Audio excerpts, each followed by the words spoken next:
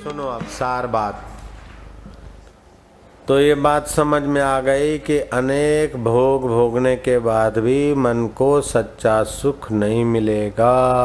बिनु रघुवीर पद जिय की जरनी न जाई। भगवत पद के बिना, भगवत आत्म सुख के बिना इस हृदय में स्थित जीवात्मा की तपन नहीं मिटेगी। ये बात अगर समझ में आ गई तो अब चलो थोड़ा सा आगे।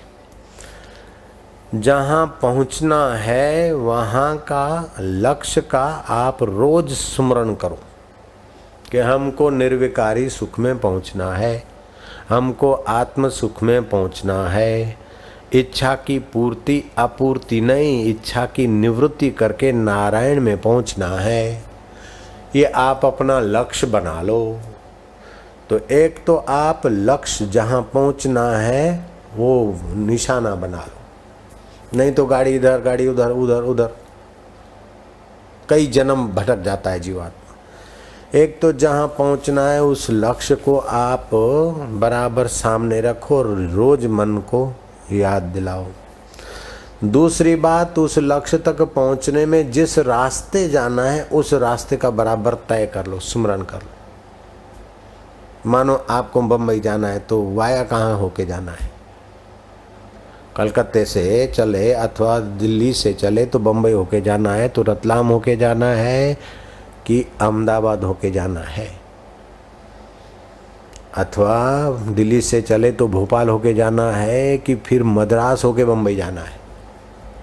कलकत्ते से चले हैं और आपको बम्बई जाना है तो अंडमान निकोबार जाके मद्रास जाके फिर भी बम्बई आ सकते, भटक के भी, और सीधे भी जा सकते। तो आपको किस रास्ते जाना है ये तय करना पड़ेगा। अमदावाद थी आव्या आश्रम में तो तमने सूरत में सिटी में थईने फांफा मारीने आवવું છે કે અમરોલી થી થઈને આવવું છે अथवा हाईवे थी सीधो कट मारीने અહીંયા આવવું છે એ તમારે નક્કી કરી લેવું પડે।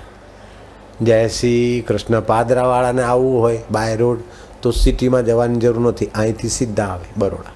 तो आपको किस रास्ते जाना है वो तय कर लो। दो बात हो गई, जिस रास्ते से जाना है उस रास्ते की जानकारी। और तीसरी बात, फिर उस रास्ते चलते रहो, रुको नहीं। लक्ष्य को तय कर लो, किस रास्ते जाना है वो तय कर लो और उस रास्ते से चले रहो।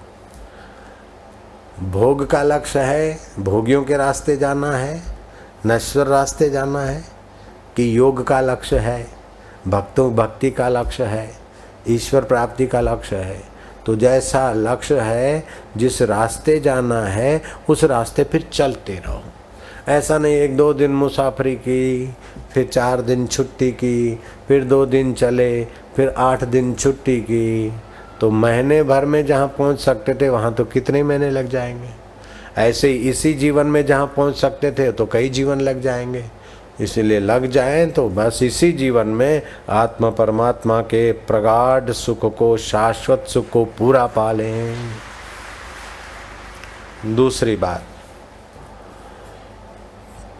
कि भोग भोगने में, खाने पीने में, रहन सहन में जो मिल जाए उसमें संतोष कर ले, लेकिन भक्ति रस में संतोष न करे और अधिक, परमात्मा ज्ञान में संतोष न करे और अधिक।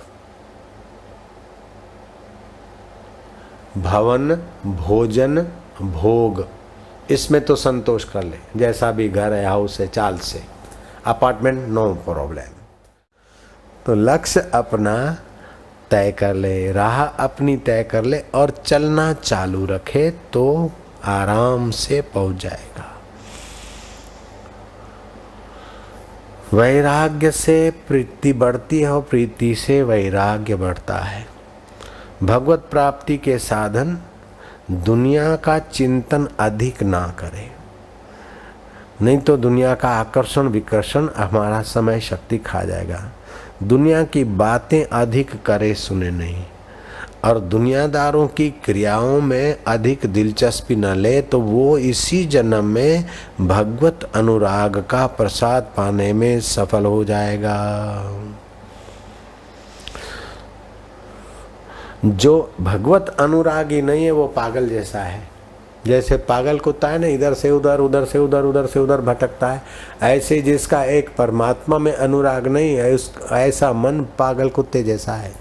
कभी पान मसाला खा के सुख ले, कभी बीड़ी पी के सुख ले, कभी पिक्चर देख के सुख ले, कभी पर स्त्री से हे करके सुख ले, कभी ये करके सुख ले, कभी उधर जाके सुख ले। जैसे जेम पेलो वायड़ो कूतरो नहीं घर घर घर घर फरतो होय, एम भगवत सुख विना मन वायड़ा कूतरा जेवुं थई जतुं होय। ऐसा कोई सुख भोग नहीं जिसके पीछे भय और रोग नहीं। भोगी होकर सब पछताते, इसको सब कोई क्या जाने। हम गुरु संदेश सुनाते हैं, इसको सब कोई क्या जाने। मेरे को जान ले काम हो जाएगा, या तो खुद को जान ले तब भी मेरे को जान लेगा, मेरे को जान लेगा तो खुद को जान लेगा, खुद को जान लिया तो ईश्वर को जान लेगा, ईश्वर को जान लिया तो खुद को जान लिया। ईश्वर खुद, गुरु ईश्वर और तुम दिखते तीन है, एक ओंकार। जी हे राम जी, जब सात्विक गुण रूपी जो गुरु और शास्त्र हैं, उनसे जब रज और तम गुणों का अभाव होता है, तभी परम अनुभव ज्योति आत्मा अकस्मात प्रकाशित होता है। सात्विक गुण, सात्विक खुराक, सात्विक बुद्धि करके सूक्ष्मता से जब रज और तम क्षीण होता है, सात्विकता बढ़ती, तब अपने सार स्वरूप में स्थिति होती है, फिर अपना अनुभव आप प्रकट होने लगता है। जब सात्विकी भाव में स्थित होता है, तब ब्रह्म ज्ञान परायण होता है। सात्विक भाव में स्थित हो जाएगा तो ब्रह्म ज्ञान परायण हो जाएगा, परम भक्ति प्राप्त हो जाएगी। गौणी भक्ति, अनुरागा भक्ति, वैदी भक्ति, ये तो सबके पास है, लेकिन ये भक्ति बढ़ते बढ़ते पराभक्ति, परमात्मा और अपने बीच की दूरी खत्म। पराभक्ति मिलने के बाद फिर पतन नहीं होता। फिर चाहे राज्य करे रमणी रमे के ओढ़े मृगछाल, राज्य करे रमणी रमे, राज्य करे, अथवा फिर संसार में जैसे कृष्ण बंसी बजा रहे हैं, गोपियों के साथ नाच रहे हैं, कुछ नहीं।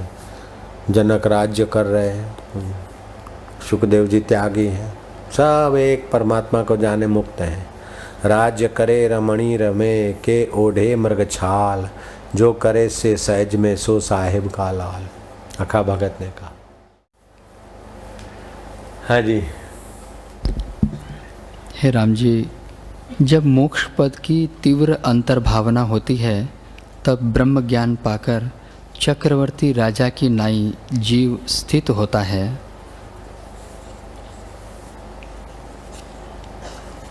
उस मोक्ष की तीव्र इच्छा हो तो फिर ब्रह्म ज्ञान पाकर चक्रवर्ती राजा के नाई, जैसे सारा जगह पे अपना राज्य, किससे भय किससे डर, ऐसे पूरे ब्रह्मांड में अपने आप को देखता है।